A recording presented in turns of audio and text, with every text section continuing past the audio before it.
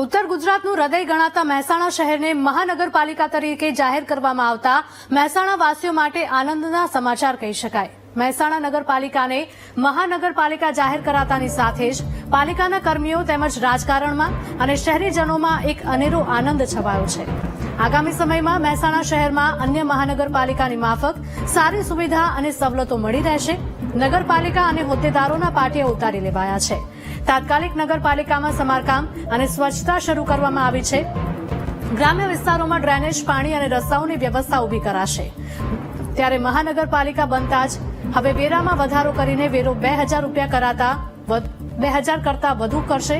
આ સાથે જ શહેરમાં ટ્રાફિક સમસ્યા નિવારવા માટે ઓવરબ્રિજના પણ નિર્માણ કરવામાં આવશે।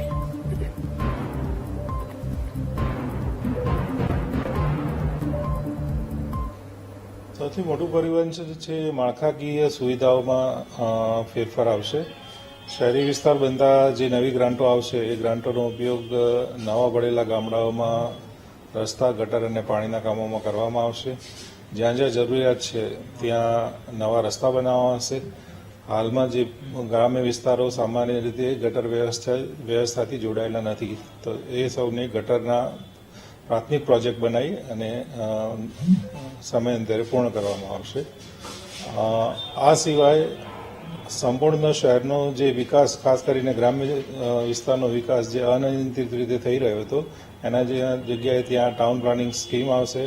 તેથી નવા ટીપી રોડ બનશે અને સુનિયોજિત વિકાસ થશે।